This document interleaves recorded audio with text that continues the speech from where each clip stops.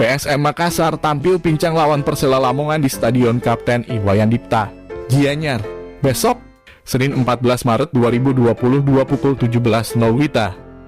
PSM dipastikan tanpa bek sayap Abdul Rahman. Pemain 33 tahun ini absen karena hukuman akumulasi kartu kuning. Sudah 7 kartu kuning dikantongi. Selain itu, 2 stopper PSM, Ganjar Mukti dan Erwin Gutawa masih diragukan tampil karena masih cedera. Keduanya alami cedera ketika lawan PSIS Semarang pada pekan ke-29 Liga 1. Lalu absen lawan Persipura di pekan ke-30 ditambah lagi, striker asing asal Australia, Golgol Mubrahtu juga diragukan bermain.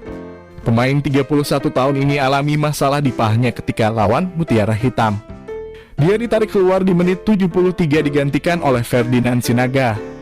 Pelatih PSM, Job Gal pun harus putar otak untuk mencari pemain mengisi posisi lorong. Duet palang pintu pertahanan dipercayakan kepada Hasim Kipul dan Adam Mitter jika Ganjar dan Erwin belum bisa bermain.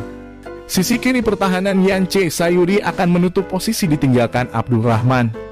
Sisi kanan pertahanan diisi oleh Dallin Doke. Di bawah Mister Gawang, Hilman Syah tetap jadi pilihan. Dari 23 penampilannya musim ini, kiper asal Jeneponto ini telah catatkan 71 saves dan 7 kali tanpa kebobolan.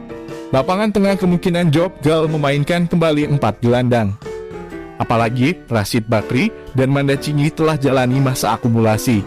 Jadi opsi pilihan semakin banyak. M. Arfan, Delvin Rumbino, dan Manda Cinyi bakal mengawal lapangan tengah. Ketiganya menopang kerja Willem Jan Pluim sebagai kreator serangan dan menyuplai bola ke lini depan. Lini depan PSM kemungkinan diisi oleh Yakob Sayuri dan Ilham Udin Armain.